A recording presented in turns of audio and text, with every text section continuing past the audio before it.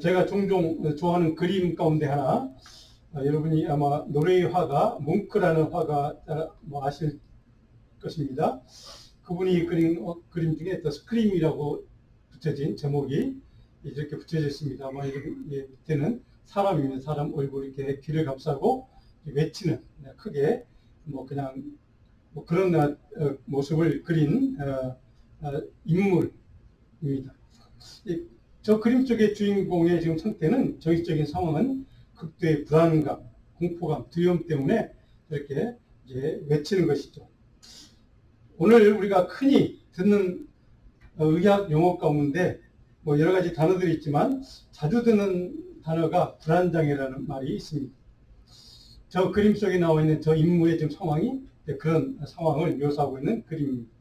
미래에 대한 병적인 불안, 또 현재 상황에 대한 지나친 공포감, 이런 것 때문에 두려움이나 걱정, 이런 것들 때문에 앓게 된 정신질환을 이제 불안장애 이렇게 표현합니다. 물론 여러 가지 종류의 불안장애가 있지만 어쨌든 이런 불안장애를 오늘 많은 사람들이, 현대인들이 안고 극도의 불안을 경험하고 살아가는 것을 우리는 보게 됩니다. 그래서 많은 의학적인 그 소식에 의하면 많은 먹는 약들 가운데 정신병과 관련된 그런 약들이 참 많이 있다고 합니다.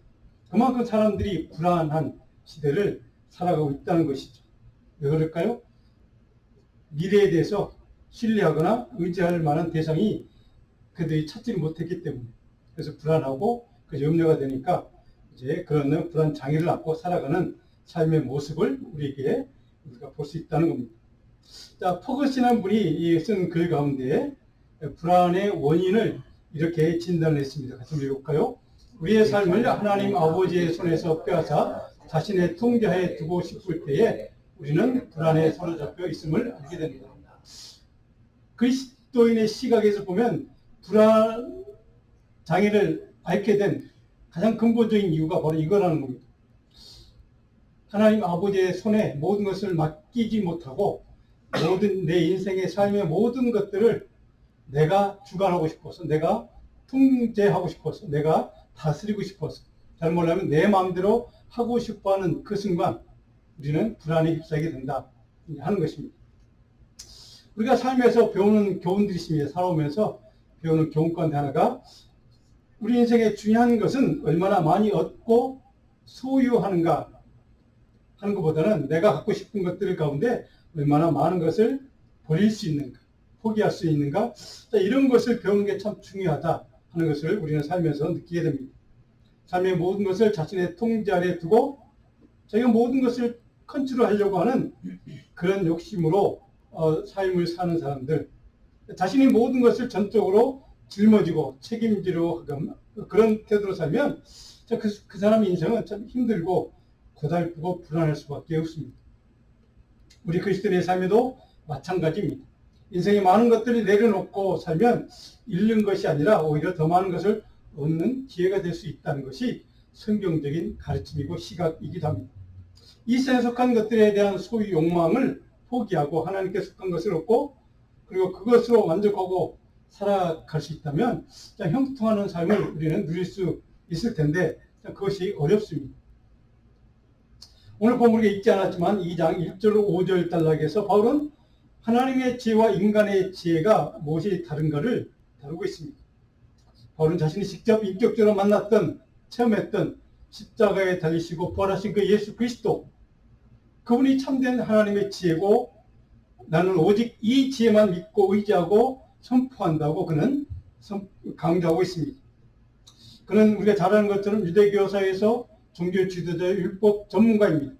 그 유대사에서는 명예도 있고 지위도 있고 권위도 있고 또 권력도 있고 그런 인물이었습니다.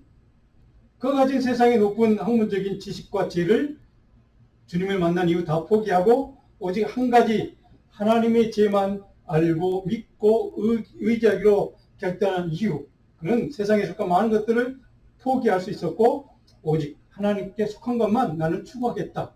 이런 믿음의 결단을 하게 된 것을 우리는 잘 알고 있습니다.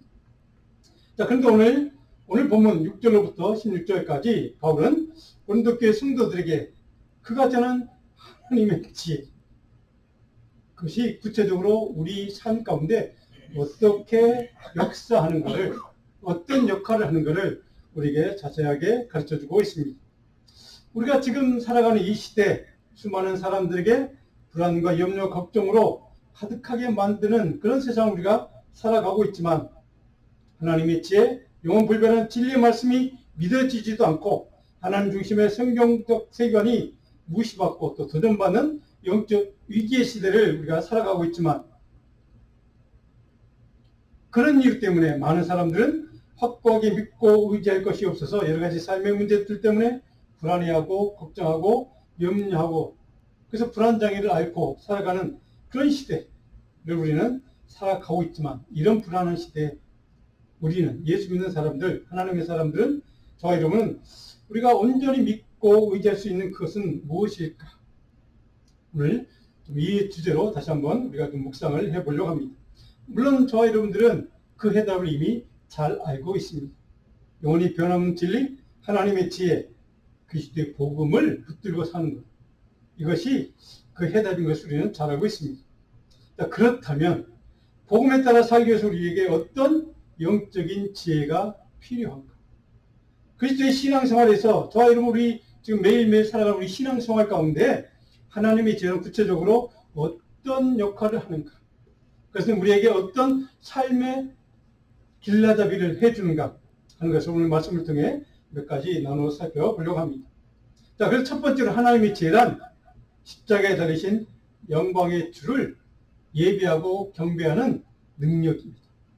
십자가에 달리신 예수 그리스도, 그분, 우리가 아까 찬양했던 것처럼 그분만을, 그분의 이름만을 거룩하게 경배하고 찬양하는 능력이 바로 하나님의 지혜가 주는 그런 능력, 지혜, 우리의 역할이라는 것입니다. 오늘 6절로부터 8절에 보면 이렇게 기록되어 있죠. 6절에 보니까 온전한 자들 중에는, 자, 우리가 온전한 자들 중에서 이 온전하다는 단어가 좀 중요합니다. 이게 온전한 자는 도대체 어떤 사람을 얘기하는가? 모든 것이 흠결 없이 완벽, 무게, 죄도 없고 뭐 그런 완벽한 존재, 예수님 같은 존재가 아니라 그리스도 때문에, 그리스도를 믿음으로 예수 그리스도께서 우리에게 허락하신 그 은혜와 능력으로 말미암아 우리의 성품이 성숙하게 자란 상태를 뜻하는 단어이기도 합니다. 그래서 온전한 자란 예수 그리스도 안에서 우리가 하나님의 은혜로 죄 용서받고 우리 성품이, 우리 인격이 하나님의 말씀 때문에 변화되어서 성숙하게 자란 상태, 이것을 뜻하는 단어이기도 합니다. 자, 이 수성에 속한 지혜는 결코 우리에게 이런 인격적인 성숙감에 이르지 못하게 한다는 겁니다. 세상의 지혜, 하나님의 지혜가 바로 여기에 차이가 있다는 겁니다. 자, 그런 의미에서 여러분에게 한 가지 질문을 던지고 싶습니다. 여러분의 신앙 인격은, 저와 여러분이 지금 살아가면서 신앙생활을 하는데 나의 신앙 인격은 지금 성숙한 상태, 온전한 상태에 이르고 있느냐 하는 것입니다.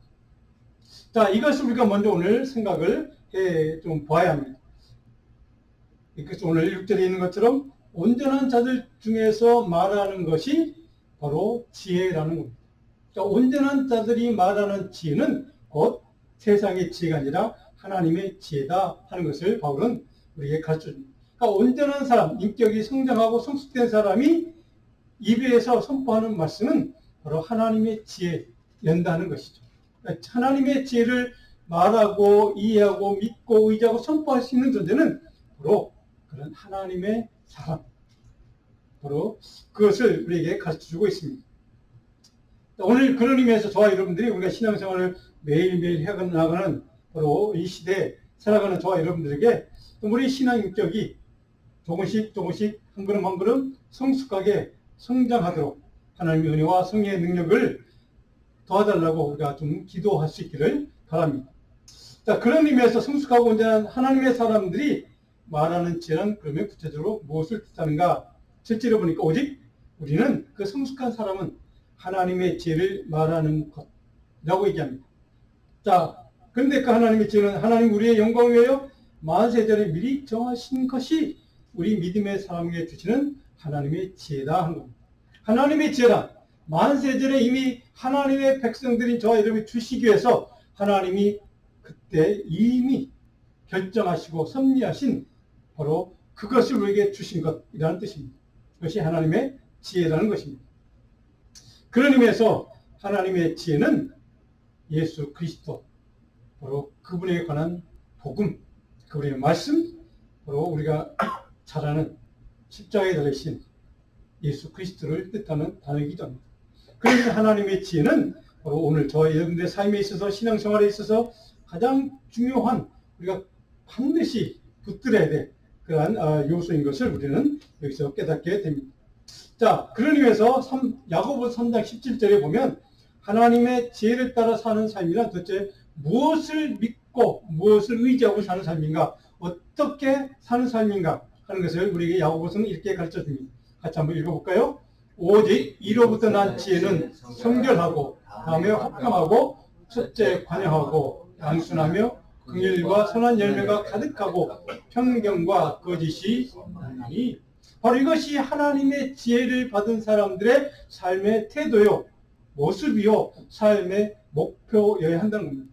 성결한 삶을 살아야 하고, 화평을 위해서 살아야 하고, 그리고 관용하는 삶을 살아야 되고, 양순한 삶을 살아야, 여기서 양순하다는 말은 하나님의 말씀에 순종하고 설득당할 준비가 된 믿음을 가진 사람이나, 양순하다는 것은 성격이 그냥 온순하다, 뭐 그런 의미를 포함하고 있지만, 그보다 그것을 넘어서 한참 넘어서 하나님 말씀에 내가 설득당해 순종하겠다라고 하는 믿음으로 이미 준비가 된 사람, 그런 사람을 바로 양순한 사람 이렇게 표현합니다.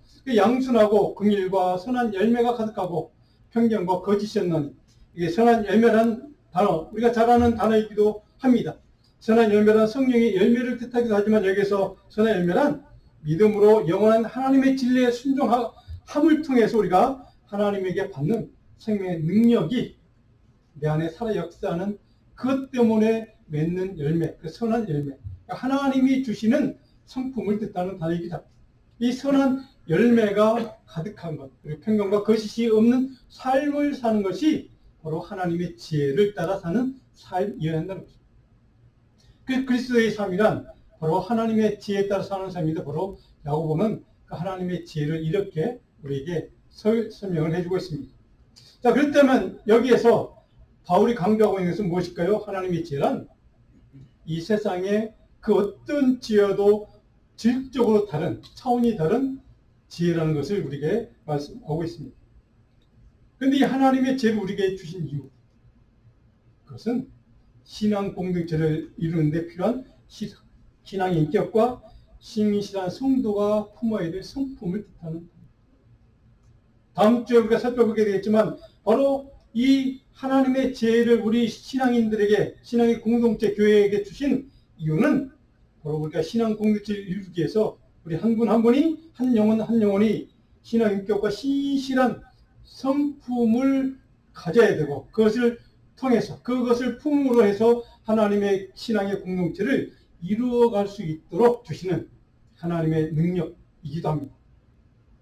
그래서 하나님의 이 지혜란 우리 신앙인들에게 있어서는 삶의 지혜이기도 하고, 삶의 방식이기도 하고, 동시에 삶의 태도를 뜻하는 단어이기도 합니다.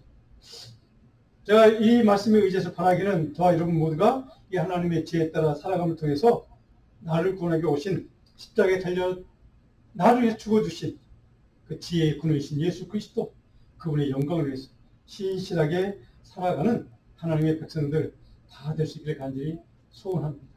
하나님의 지혜를 품는 삶. 오늘 크게 두 번째로 하나님의 지혜는 어떤, 우리에게 어떤 역할을 하는가? 성령의 능력으로 하나님의 일을 분별하는 능력이 됩니다. 하나님의 일을 분별하는 능력을 우리에게 준다는 것이죠. 9절 12절에 보면 이렇게 기록됐습니다. 10절을 볼까요? 오직 하나님이 성령으로 이것을 우리에게 보이셨으니 성령은 모든 것 곧 하나님의 깊은 것까지도 통달하시느니라. 성령으로만 분별할 수 있다는 뜻입니다. 그 12절에 보니까 우리가 오직 하나님으로부터 영을 받았으니 이는 우리 하여금 하나님께서 우리에게 은혜로 주신 것들을 알게 하기 위해서 하나님의 영을 주셨다, 이렇게 선포하고 있습니다. 자, 그래서 이 말씀은 요한복음 14장 26절에 예수님께서 이미 하신 말씀입니다. 우리가 잘 아는 말씀입니다. 제가 두 전에도 소개했던 말씀이기도 합니다. 보혜사 곧 아버지께서 내 이름으로 보내신 성령, 그가 너희에게 모든 것을 가르치고 내가 너에게 말한 모든 것을 생각나게 합니다. 이것이 보혜사 성령을 주신 이유라는 겁니다. 그러니까 하나님의 지혜를 분별하고 깨달을 수 있는 하나님의 백성들에게는 하나님이 성령의 능력을 부어주신다는 뜻이기도 합니다. 그러면서 이 하나님의 지혜는 우리에게 주신 선물이기도 합니다. 하나님의 지혜가 예수 그리스도라고 우리가 복음이라고 우리가 그것을 이렇게 표현해 볼 수 있다면, 그래서 하나님의 지혜는 우리를 구원하게 주신 하나님의 선물이기도 합니다. 자, 우리가 이 하나님의 지혜를 분별할 수 있는 하나님의 일꾼으로 택함받은 존재라는 것을 바울사도는 특별히 강조합니다. 그래서 우리에게 무엇을 분별하기를 원하는가를 로마서 12장 2절에서 바울은 이렇게 우리에게 가르쳐줍니다. 같이 한번 읽어볼까요? 너희는 이 세대를 본받지 말고 오직 마음을 새롭게 함으로 변화를 받아 하나님의 선하시고 기뻐하시고 온전하신 뜻이 무엇인지를 분별하도록 하라. 하나님의 지혜를 분별하도록 성령의 은혜를 입은 하나님의 백성들, 저와 여러분들이 분별할 것은 바로 하나님의 뜻입니다. 하나님의 기뻐하신 뜻이 무엇인지를 분별해서 그 뜻을 이루어 드리기 위해 사는 것, 이것이 우리 크리스찬, 저와 여러분들의 삶의 목적이라는 것. 그런 의미에서 우리 예수 믿는 사람 그리스도인 하나님의 교회는 바로 하나님의 뜻을 분별할 수 있는 존재. 근데 중요한 것은 바울사도는 로마 12장 9절에서 그 전에 조건이 있죠. 뭔가 마음을 새롭게 하고 변화를 받아서 우리의 마음을 옛사람의 새사람으로 변화시키는 그 능력이 성령을 통해서 오기 때문에 바로 성령을 받은 사람만이 하나님의 지혜를 분별할 수 있다라고 얘기하는 겁니다.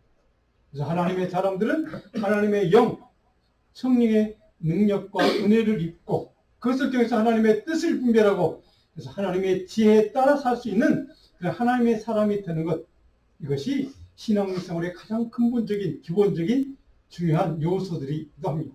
우리 신앙생활에서 바로 이것들을 정확하게 정리하고 이것을 마음속에 기억하고 이것이 내가 지금 신앙생활을 하는 목적이구나 하는 것을 우리가 이해하고 그 뜻에 따라 살아간다면 우리는 실수하지 않고 조금이라도 실수를 덜하고 덜 실패하고 하나님의 뜻대로 하나님의 지혜대로 살아갈 수 있는 하나님의 백성이 될 줄로 믿습니다.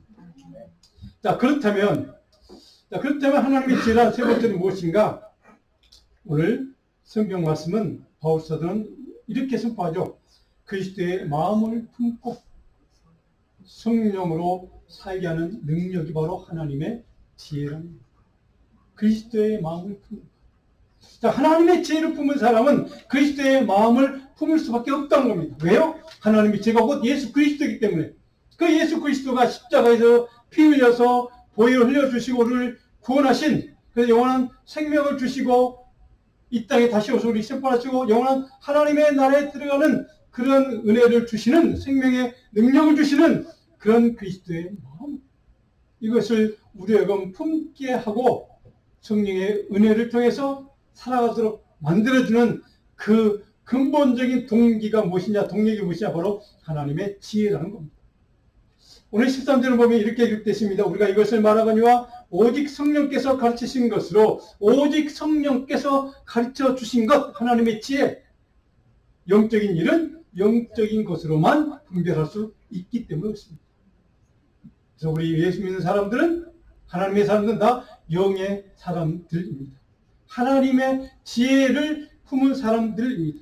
하나님께 속한 사람이란 무엇인가? 하나님의 영을 품고 하나님의 지혜에 따라 사는 사람이다라고 이해하시면 정확하게 표현할 수 있습니다. 하나님의 성령의 능력으로만 하나님께 속한 것을 분별할 수 있다고 그래서 바울은 우리에게 강조해주고 있습니다. 하나님의 성령께서 가르쳐준 것이 곧 하나님의 지혜요, 하나님께 속한 지혜라는 것을 정확하게 선포하고 있습니다. 이것이 세상의 것, 육에 속하여 살아가는 사람과 성령으로 살아가는 사람의 근본적인 차이라는 겁니다.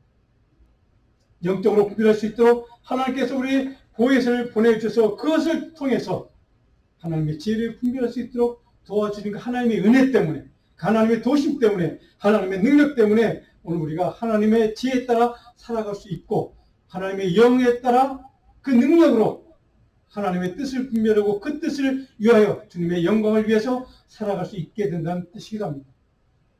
중요한 것,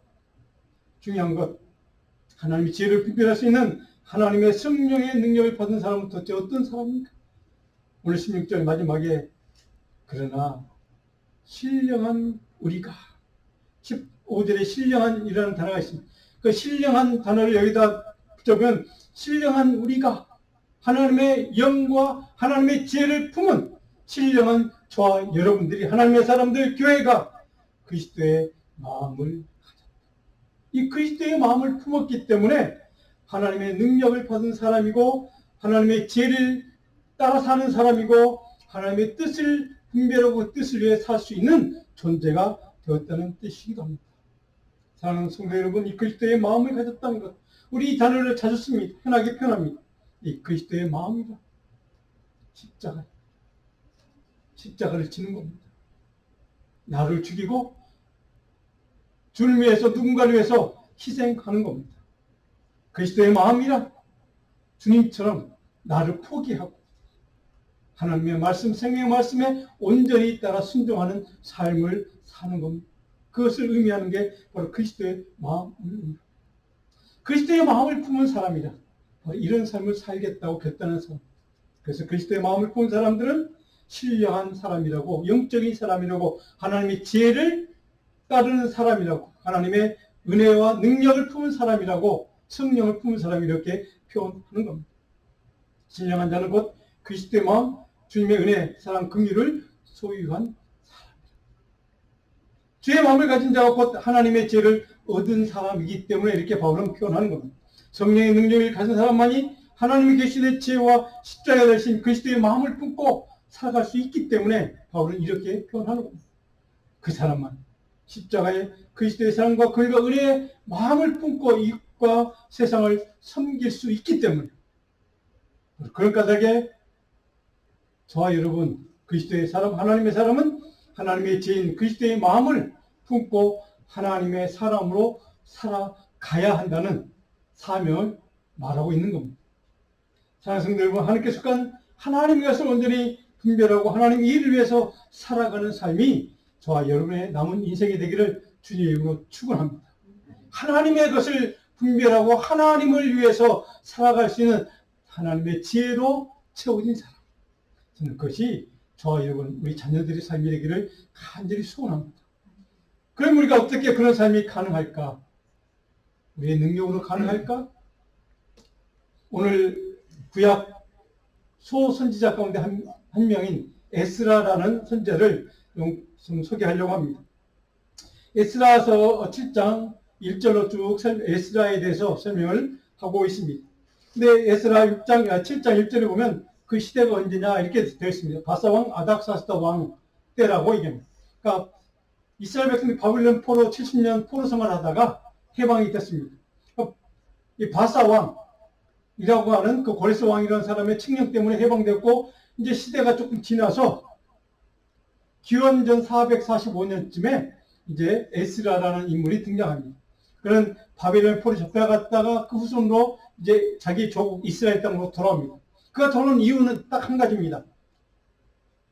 포로 생활 때문에 영적으로 무너진 이스라엘 백성들을, 신앙의 공동체를 다시 세우고 하나님의 말씀을 다시 세우는 사명을 위해서 다시 이스라엘 땅으로 돌아오게 됩니다. 그 사명을 위해서 그는 돌아와서 그 사명을 감당하는 인물이 에스라는 인물입니다. 근데 에스라는 이름 자체가 돕는다는 뜻입니다. 하나님의 말씀으로 무장이 돼서 하나님의 능력, 하나님의 지혜로 무장이 돼서 이웃 사람들을, 주변에 있는 사람들을 돕는 존재가 바로 에스라의 삶이었던 겁니다. 자, 그는 그 삶을, 자기 주님의 사명을 감당하기 위해서 바로 많은 일들 하지만 오늘 6절과 25절 같이 한번 읽어볼까요? 이 에스라가 바벨론에서 올라왔으니 그는 모세 율법에 익숙한 학자로서 그의 하나님 여호와의 도우심을 입음으로 25절 내 손에 있는 내 하나님의 지혜를 따라 하시라. 자, 그 이스라엘 신앙 공동체에 하나님의 중심으로 한, 하나님 중심의 신앙을 다시 세우기 위해서 그 삶을 갖고 왔던 에스라가 그 일을 감당하는데 가장 중요했던 근본적인 근원적인 능력은 바로 하나님이 도우셨기 때문에 가능했습니다.